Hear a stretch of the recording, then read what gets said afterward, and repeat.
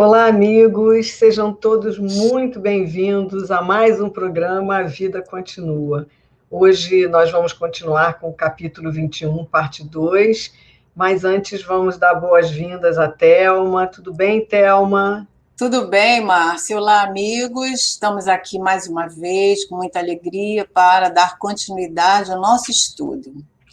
E, Márcia, a gente vai aproveitar e fazer aquele retrospecto aí, né, do capítulo 21, na primeira parte, né, que a gente hoje vai entrar na segunda parte. E acho que todo mundo está lembrando, né, aquela emoção que nós vivemos aí no último estudo, né, que foi aquele momento onde o Fantini vai conversar com a Evelina sobre a descoberta dele na conversa lá com o Dedé, né, que ele escuta do próprio Desidério, que é pai da Evelina, né, e, logicamente, o sogro do Caio Serra. Então, ele une aí as coincidências, né, e entende, então, que ele está no meio de uma família ali, de uma trama bem dolorosa. E aí ele vai para Evelina, depauperado, com as suas forças bem sofridas ali, e pergunta para ela, né, qual era o nome dela todo, se o pai dela chamava Desidério dos Santos, e ela confessa. E ele fica com muita dor no seu peito, no seu coração, e ele faz aquele retrospecto ali da vida dele para ela, né? Logicamente, ele não sabia como ela ia reagir, mas ela entende, né? Porque ela já está numa outra situação, um espírito que já aprendeu, né? Já caminhou um pouco, então ela vai compreender e vai dar um apoio assim muito grande ao Fantini, né? E os dois ficaram esse período todo em conversa ali, traçando novos planos, né? Foram socorridos pelo irmão Ribas, se abasteceram de forças magnéticas lá no centro espírita, retornaram ao mundo espiritual e depois eles retornam aqui no ambiente, né, para agora visitar a a casa da Evelina, né? E aí a gente vai presenciar também muitas emoções hoje nessa chegada dela ali naquele ambiente, né? Recordando, mas vai ser mais leve, né? Isso aí, vamos lá, né? Então a Márcia vai ler, né, Márcia? Isso, e olá, Ricardo, né, que está aí nos Ah, ajudando. é. Ricardo, vamos lá então continuar a parte 2 do capítulo 21, que é, né, agora até lembrei que retorno ao passado, né? Então, decorridos 10 dias, né, eles estiveram aqui há 10 dias atrás, voltaram lá para aquela instituição onde eles são albergados, acolhidos, né, junto com o irmão Ribas, e decorridos 10 dias sobre o primeiro regresso a São Paulo, quando ambos já se admitiam plenamente refeitos, solicitaram audiência com Ribas, de modo a expor-lhe as ideias novas e comentar os acontecimentos havidos. Vocês lembram que nós terminamos o capítulo com a Evelina propondo, né, tendo a ideia de que o Túlio Mancini reencarnasse como filhos na residência de Caio e de Vera. E o Fantini estava querendo ver uma forma de aproximar o Amâncio, que hoje é o padrasto da Evelina, do Desidério. Mas isso agora é que nós vamos ver como pode fazer, né? Então, o mentor acolheu-os com candura de hábito, quer dizer, ele é sempre muito doce com eles, ouviu-lhes atenciosamente os projetos, entretanto, com surpresa para os dois visitantes, sintetizou as respostas que ambos preferiram fossem mais longas. O irmão Ribas, tipo assim, né? Olha, não vamos ficar nas reclamações, não vamos ficar nos remoendo os passados, vamos aqui ser objetivos, o que podemos fazer daqui por diante, né? Tipo assim, não deu tempo para eles ficarem contando detalhes, ele já sabia de tudo. Então, assim, não vamos, né? Porque a gente ficar revivendo, né? Relembrando, causa mais dores, né? Então ele, olha, vamos lá cuidar disso aí, né? E na verdade o planejamento já estava em andamento, né? Eles estavam só captando, né? Como é que poderiam ser, fazendo aquelas conjecturas ali, mas já estavam Com certeza. Já estava em andamento ali pela equipe, né, espiritual. É isso aí. Então, vamos lá. Então, agora é o irmão Ribas falando para eles. Meus caros, quando as súplicas de nosso Fantini chegaram até nós, não somente promovemos o socorro preciso, como também solicitamos anotações de todos os eventos familiares de que se vêem partícipes. Sabemos agora, em documentação adequada, tudo aquilo de que se informaram.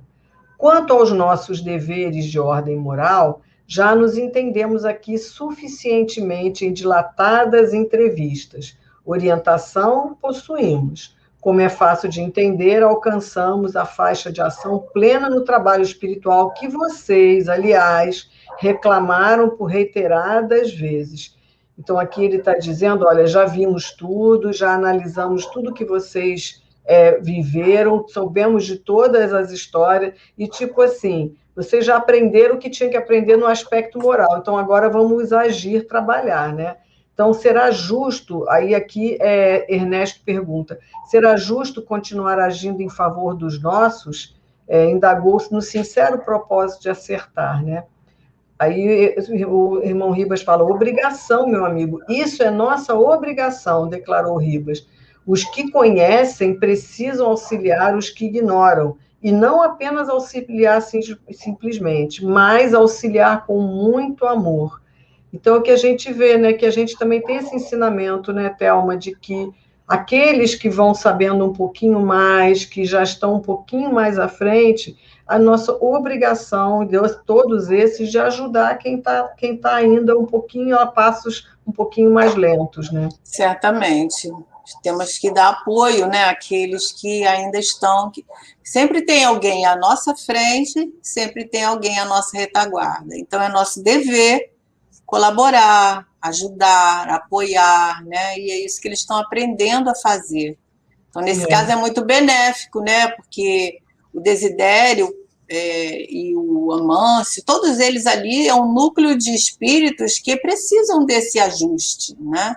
Ainda não tiveram esse ajuste. Então, eles vão ter essa oportunidade de estar trabalhando junto com esses espíritos afins. Mas interessante que ele coloca, né, Thelma, que a gente tem o dever de ajudar, mas tem que ser com amor, né? A gente não pode fazer por obrigação, tem que ser com amor, né? Então ele deixa bem claro isso aqui. Mas essa tarefa aí só com amor mesmo que resolve, né? Pois é. Porque se não tiver amor, como é que vai haver o perdão? Como é que vai haver o entrelaçamento desses espíritos, né? E a compreensão, porque assim, a gente viu que Desidério, a Elisa, estão com ódio do Fantini. Então, se ele não tiver amor por ele, vai ser muito difícil, né? E é isso. Então, vamos lá. A Evelina pergunta, acaso ser-nos-á lícito mentalizar reencarnações para Mancini, meu pai, em futuro próximo? Aí o Ribas diz, como não, minha filha? Para isso, contudo, é indispensável estabelecer dados concretos, com planejamento exato. Sem dúvida, somos uma família só perante a divina providência e estamos todos interligados com o dever de assistência mútua. A evolução é a nossa lenta caminhada de retorno para Deus. Os que mais amam vão à frente, traçando caminho aos seus irmãos. Aqui, deixa eu terminar. Estimaríamos alguma indicação, algum conselho para começar, aventou Fantini, evidenciando a preocupação de quem não desejava ser importuno.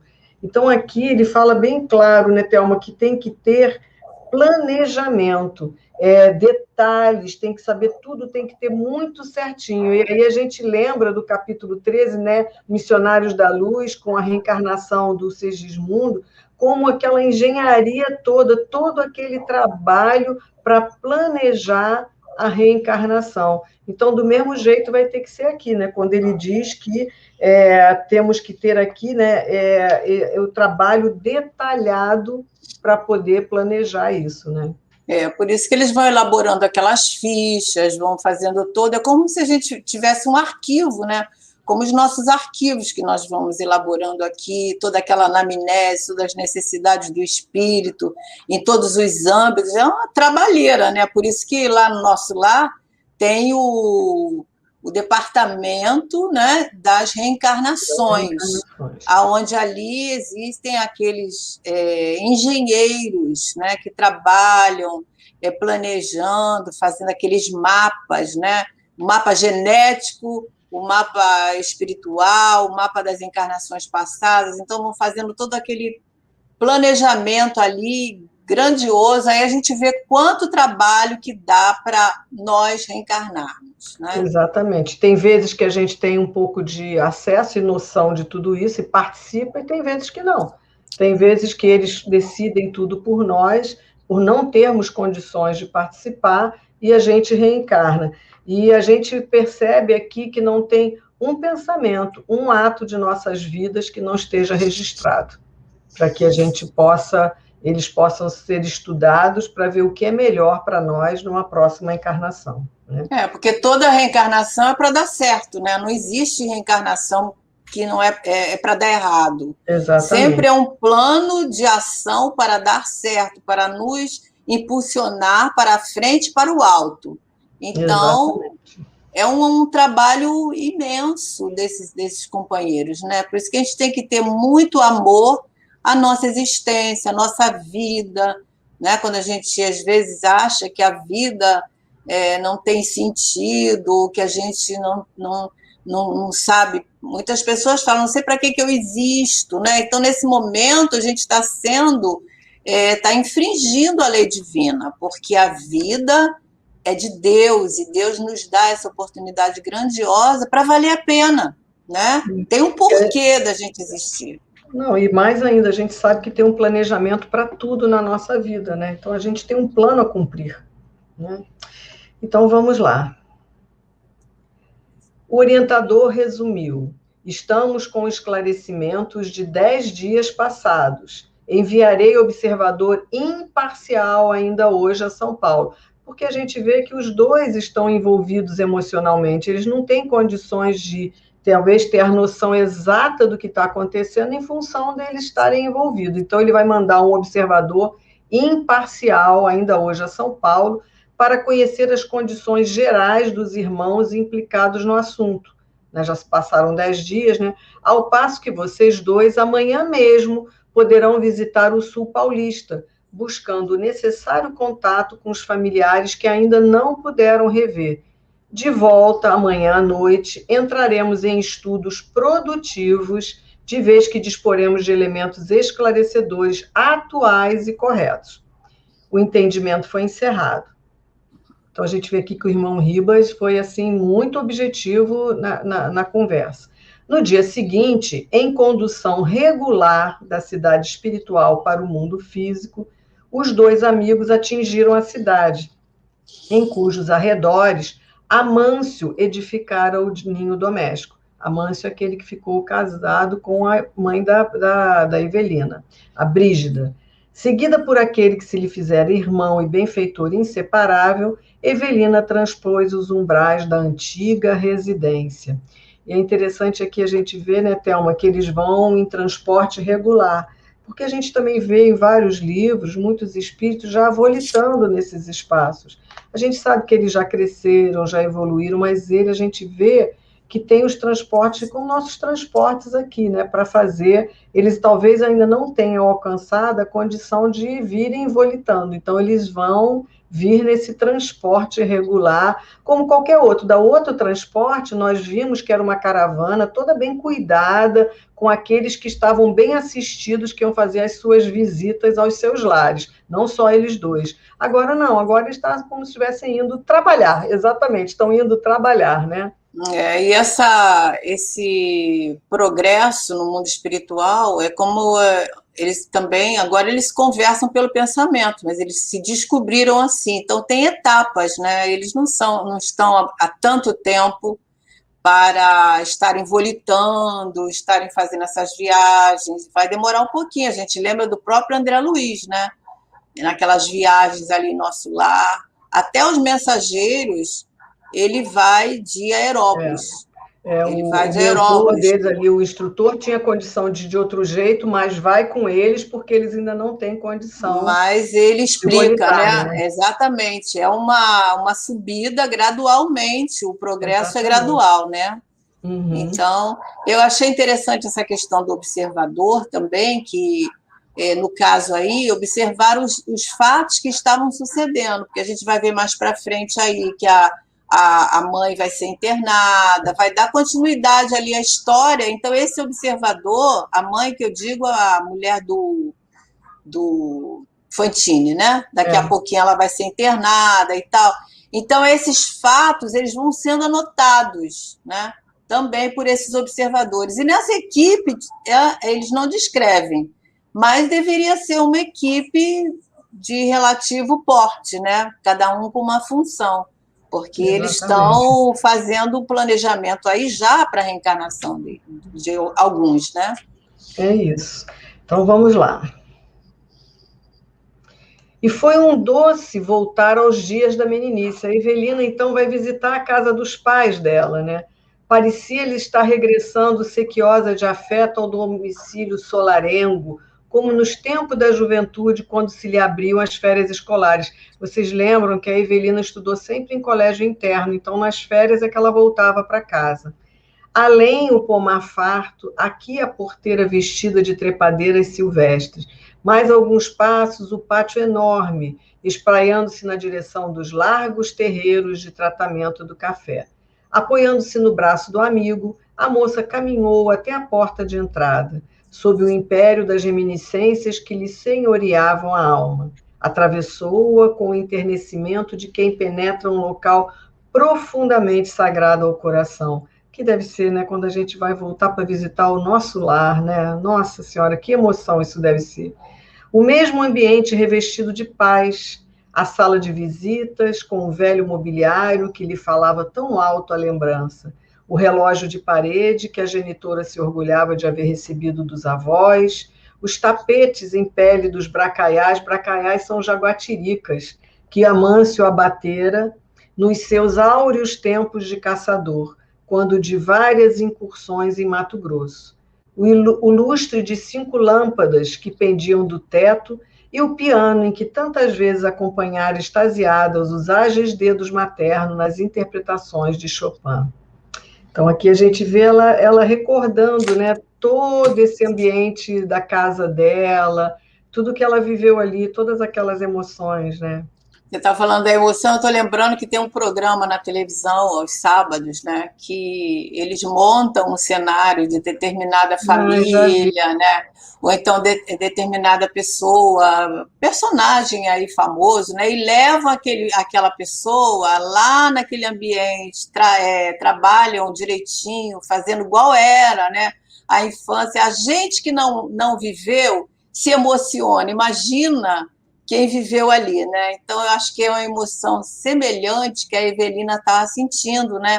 Voltar naquele ambiente, voltar a viver aquelas emoções, né? De Nós quando ela mesmos, era né, Théo? Pois criança. é, nós mesmos temos. Se a gente, hoje, a nossa vida está de quantas, não sei quantas casas nós já mudamos, mas se a gente for É, lembrar da nossa infância, como é que era a nossa casa e tudo, já através dá da uma foto, emoção. né? Ver as Pois é. fotos, né? Nossa, quanta emoção de ver, né? Imagina você, ela está ali do nosso tempo há 2 anos afastada de todos, É, né? Não só do ambiente, como das pessoas. porque Então, muita emoção. a emoção que foi vivenciada é muito interessante, né? Naquela fase ela volta, né? É muito Exatamente. bacana, né? Então ela está vivendo. E ela vai perceber as coisas no mesmo lugar, né? Então é muito, muito bacana, né? Vamos lá. Uma surpresa banhou-a de júbilo. Na parte superior do instrumento, ao lado de esquecidas composições musicais, quer dizer, do piano, né, Uhum. jazia uma foto que a retratava na juventude. E junto a essa recordação de família, uma rosa desbotada lhe comunicava a ternura materna.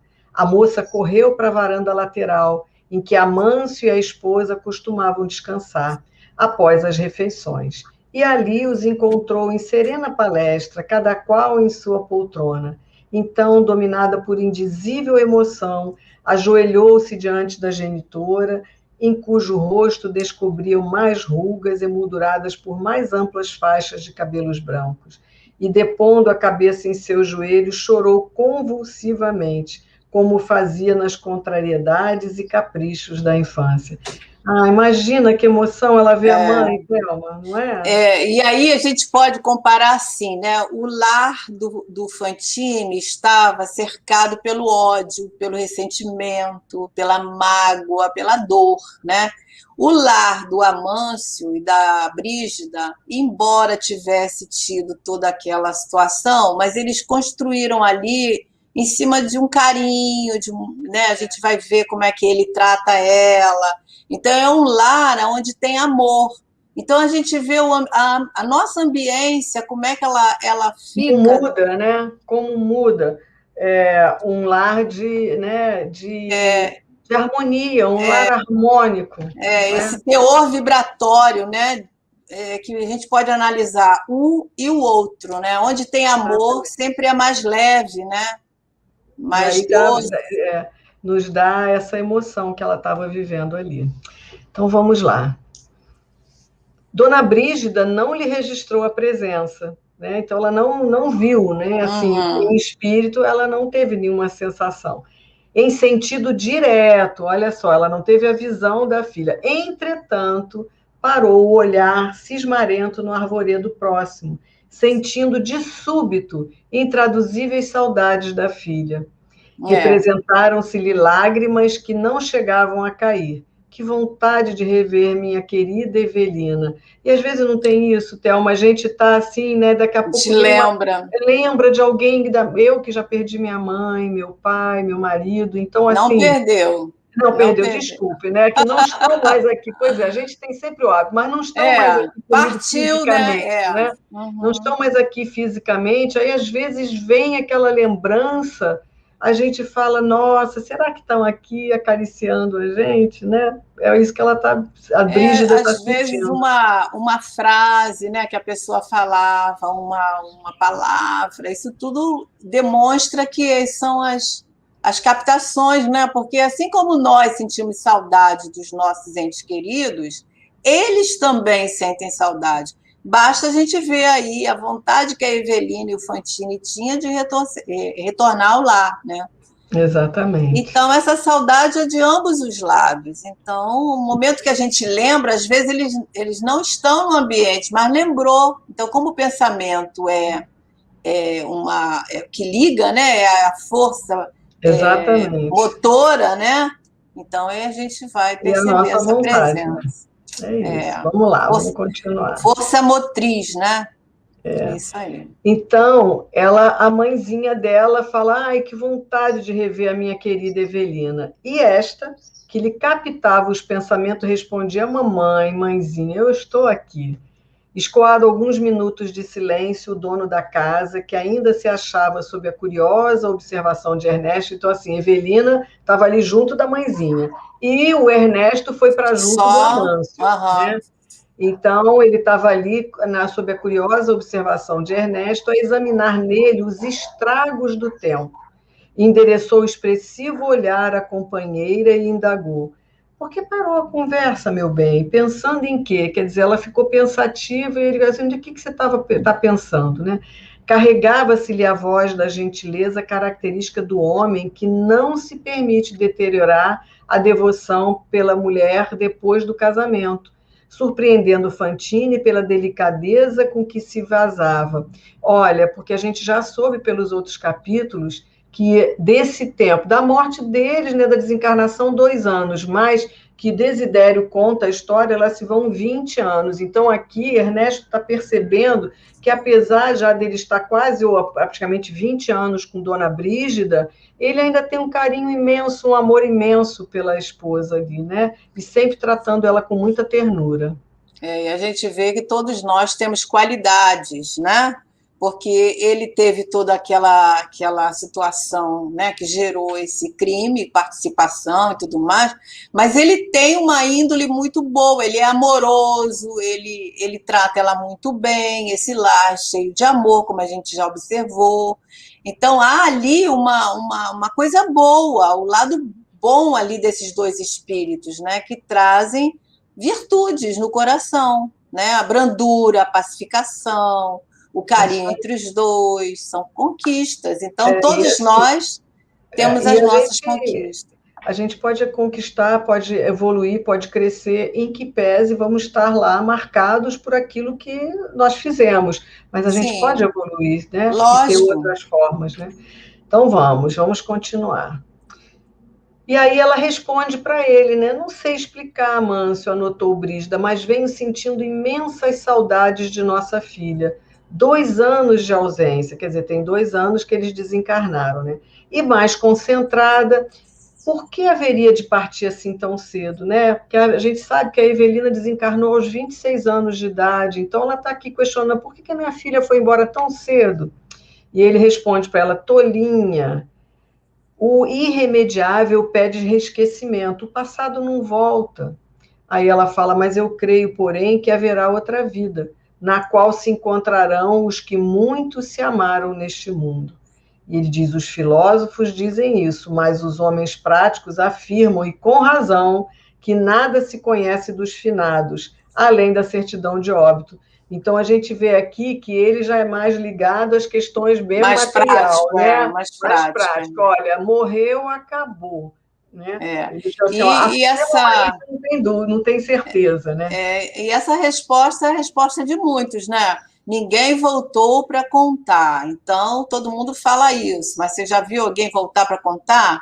Então, aqueles que não querem acreditar na vida futura, isso é uma desculpa, né? Um paliativo que a pessoa utiliza para negar. E a gente viu aí que, quando chega no mundo espiritual, isso pesa, né? Isso pesa. Pesa no tempo, não é isso? No tempo que a gente vai levar para poder perceber que a gente já está em outra vida, que a vida continua, que nós não temos mais aquele corpo de carne. Isso pesa muito, né? No nosso tempo de são os valores, né? A gente viu isso no início do livro, né? Os valores, as crenças que nós temos a respeito.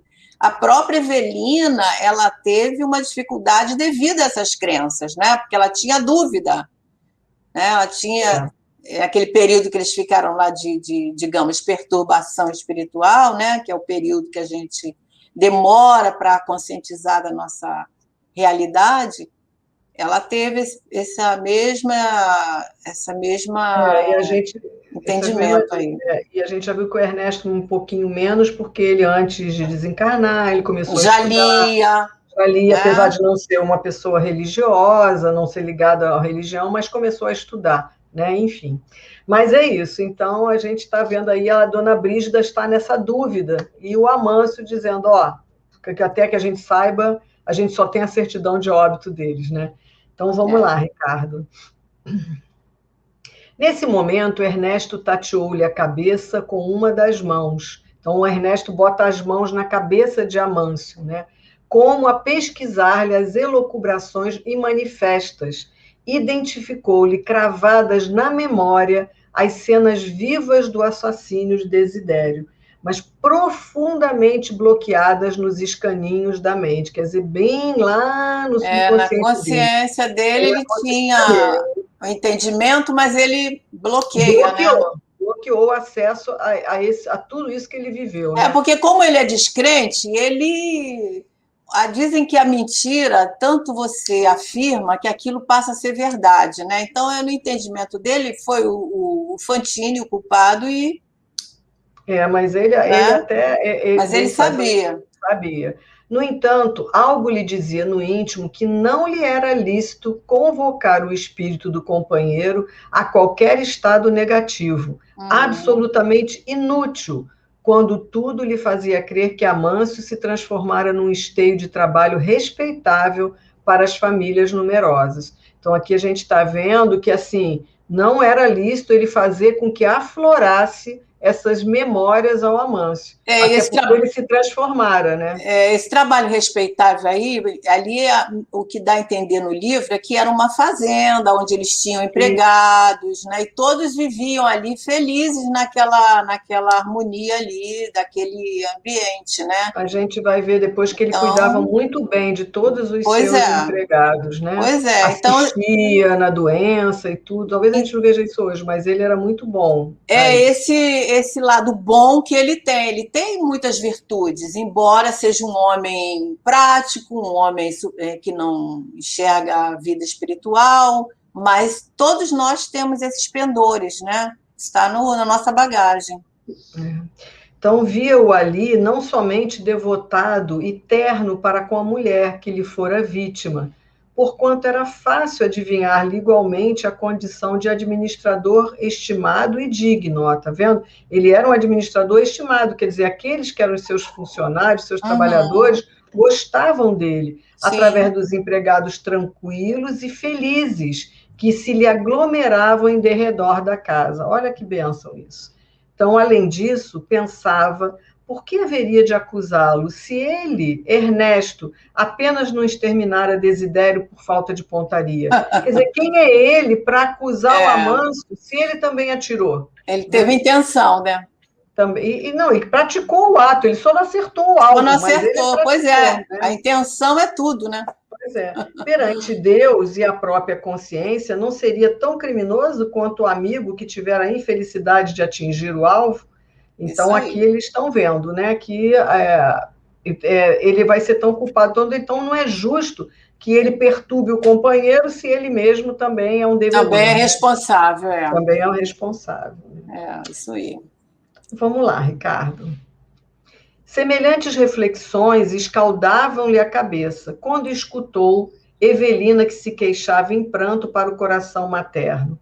Ó, mãezinha, sei agora que meu pai erra nas sombras da alma. Transformou-se num espírito empedernido no ódio. Que poderemos fazer nós duas para ajudá-lo? Até aí. Isso aí é interessante, porque ela está intuindo, né, pelo pensamento, a mãe, a pensar no pai de outra forma, como a dizer, né? O que nós podemos fazer para ajudá-lo, né? Quer dizer, a Brígida, ela não percebe a filha, mas elas estão se comunicando pelo pensamento. E ela está conseguindo captar as ideias da filha. A gente vai ver aí que ela começa a ter pensamentos que jamais passavam pela cabeça dela isso. E o propósito da espiritualidade é esse mesmo, porque ela tem que se tornar maleável ao planejamento que está sendo feito. Exatamente. Né? E é assim que os espíritos nos ajudam, né? Por essas captações mentais, por essas correntes, porque nós estamos todos mergulhados no mesmo fluido, assim quando estamos abertos, né? Porque pode ser que a gente se feche e a gente não consiga captar. No caso aqui, a Brígida está conseguindo captar as intenções da Evelina. Então, ela fala, até aí, a mente da Brígida, fundamente distanciada de qualquer preocupação com o primeiro esposo, nada pôde registrar em sentido direto, senão doloroso e vago impulso de retorno ao passado, sem permitir que a imagem de Desidério se lhe imiscuísse na lembrança, mas a filha insistiu. Auxilie, mãezinha, auxilie meu pai para que volte à vida terrestre. Quem sabe a senhora e meu pai Amâncio vivem quase sós nessa casa. Um menino, um filho do coração. Então, aqui, ela não captou as percepções sobre os pedidos do pai, mas captou o pedido de repente, ter um menininho, alguém ali, né, que ela possa ter como filho, apesar da idade, tem outras opções, né? E a Brígida capta isso, né? Muito interessante, né? A questão da influência dos espíritos na nossa vida, né? E é assim que a gente capta os pensamentos dos espíritos. A sugestão, né? E a captação quando nós estamos suscetíveis. Isso no ambiente, né? Ela está ali, ela não está percebendo, ela não está vendo, né? E a gente pode captar tanto para o bem quanto para o mal. Sim, sim. Então, e às vezes a gente pensa, a gente tem uma boa ideia, de repente, poxa, como é que eu não pensei nisso, né? de repente, uma coisa boa que o anjo da guarda está intuindo, né? Tá E coisas sugestionando. pequenas, às vezes você precisa estudar alguma coisa, de repente aparece um livro É, na sua frente. é, Nossa, nem tinha me lembrado desse livro que pode me ajudar, e não aí, é? né, nós estamos sendo intuídos, né? É. Então vamos lá. Porque quando a gente fala das influências dos espíritos, a gente pensa que é só no mal, a gente tem que pensar que é no bem também, né? Também, com certeza. E se Deus quiser, será sempre mais no bem, né? Desde que a gente se foque, né? Se consiga. Oh, meu Deus, faltou aqui a palavra, né? A Vibrar no sintonia. bem. A Vibrar no bem. sintonia e a sintonia. Nesse trecho da súplica filial, a genitora deixou-se empolgar pela ideia de que estavam ela e o segundo esposo envelhecendo no corpo físico, sem qualquer descendente, e que uma criança perfilhada por ele seria talvez um apoio para o futuro.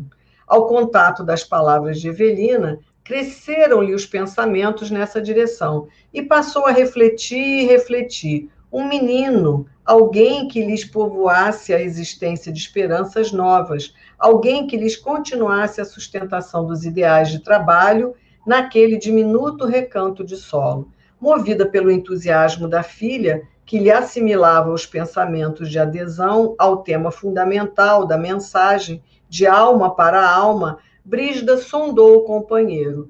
Então, aqui eu acho que, Ricardo, eu te peço até para a gente colocar o outro, que é o que a gente estava vendo. Evelina estava influenciando para um novo filho para eles, né? Aí ela fala para o marido, Amâncio, muitas vezes penso em nossa velhice solitária, com tantas possibilidades em mão. Não concordaria você em que tomássemos um garoto para ser o filho que não temos? Aí ele fala, mas que ideia! E na nossa idade? Aí ela fala, não somos tão velhos. Ora, Brígida, era o que faltava. Você não acha esquisito terminarmos a vida fazendo mamadeira para criança, né, nessa altura do campeonato? E se for ao contrário, Deus poderá conceder-nos dilatado tempo ainda na terra. E se deixássemos aqui um bravo rapaz que nos administrasse a fazenda, dando continuidade à nossa organização? O que ela está vendo ali? Eles vão daqui a pouco desencarnar, tem aquelas terras todas, aquele monte de família que vive não em tem função, né? herdeiros. Não tem herdeiros nenhum. Então, ela está falando que talvez não é para ter um filho biológico, mas é adotar uma criança que possa ser criada e tocar ali, né? Então, tudo isso pela influência da Evelina, né? E aí a gente vê como é que chegam as pessoas na nossa vida, né? Aquele netinho que vem por adoção, a gente pensa que foi porque a gente quis, né? Olha só a trama Exatamente. da vida, né? O planejamento da vida, né? Então, a adoção é uma coisa muito sublime, né? Que quando chega é o filho do coração, é filho do mesmo jeito, né? Ela naturalmente é idosa, ela não tem mais idade para ter um filho biologicamente, mas Deus dá a ferramenta, né, para que possa as coisas acontecerem para o nosso bem, para o nosso crescimento. E aí ela Muito falando, legal. vamos pedir que a gente tenha mais tempo aqui, para ter tempo de criar, a ponto de deixá-lo apto a administrar tudo E é isso uma aqui, né? forma dele devolver as propriedades ali, né, que ele tá junto da Brígida, né, ao Desidério, porque não é isso? Acho Isso aí que depois a gente vai ver isso mais é, lá na é frente, né? uma Mas forma dele enfim, estar ressarcindo os seus débitos também com o próprio Desidério. Né? e mais, né? Da Brígida também, né? Deles, da gente ver que mesmo que seja um filho que venha por meio que vier, um neto, ou que seja, mesmo que não seja biológico, nós estamos entrelaçados. O Completamente. passado não vem por acaso, não é? Então vamos lá, eu acho que é o nosso último slide. Então, não tem o seu otimismo, falou o marido, né? Com a generosidade e carinho a lhe transbordarem da voz. Que ele também, pelo que a gente vê, ele é muito carinhoso e aceita tudo que ela quer, né? Uhum, Mas sempre admirei os seus caprichos. Olha como ele também está sendo envolvido. Não me oponho aos seus desejos, mas exijo que seja um homenzinho que venha para cá ao nascer sem que os pais nos incomodem e que chore pouco. Tudo isso desde que você nada reclame da trabalheira que vai dar, né? Aí ela fala, Amâncio, que alegria. Então, ante o júbilo da esposa que se transfigurara feliz, o interlocutor sentiu misteriosa ventura acariciando-lhe as entranhas do ser. Levantara-se Evelina e avançara para ele, quer dizer, beijando-lhe os cabelos, né, agrisalhados, ao mesmo tempo em que lhe estendia a mão direita, né, sobre o tórax, qual se lhe afagasse o coração. Então, quer dizer, ela estava ali também colocando todo o seu amor no coração do amante. O cardíaco dele, né? Né? E assim, agradecida também por as ideias eles terem, porque podiam ter sido felizes na hora deles colocarem. Nos propósitos, né? Poderiam ter que voltar outras vezes, mas não. Graças a Deus eles foram muito acessíveis, né? Não é? Porque não é fácil ter uma ideia dessa, já com uma idade um pouco mais avançada, você resolver ter um filho ali, né? Mas, como você falou, ele é acessível, né? E tudo que ela quer, ele acolhe bem, né? Então, um casal que tem uma certa maturidade emocional, né? E isso ajudou muito, né? E ver o carinho, porque a Evelina tem muito boas lembranças dele, porque embora o acontecido, ele foi um pai para ela, né? Um padrasto amoroso. Embora Desidério tenha dito que ele fez com que a mãe se livrasse, logo colocasse em colégio interno e tudo, mas, né? Mas também tinha amor por ela, né? Tinha amor, sim. Ela sempre falava nele com muito amor, inclusive quando ela ficou doente, lembra? Ele lia para ela. Isso. Ele sempre teve muito carinho com ela, com a Evelina, né? Pois é. Então... E aí nós vamos vendo esses desenrolar de vidas que estão no livro, mas que André Luiz nos diz que é caso verídico, com nomes trocados. Nossa. E que são nossas vidas. As nossas vidas. São as nossas vidas. Tudo que acontece, quantos exemplos nós temos aí desses casos que acontecem assim. É isso mesmo. Então, amigos, chegamos ao fim do nosso capítulo 21. Foi um prazer imenso de estar com a companhia de vocês. E nós queremos que Jesus nos abençoe e que possamos estar juntos no nosso próximo encontro. Que fiquem na paz de Jesus. Se Deus quiser, nós vamos para o capítulo 22, falta pouco para o livro terminar, e vamos aproveitar bastante essa história para nós estarmos entrando nessas emoções e vivendo com eles a emoção, porque a vida continua. Até mais, se Deus quiser.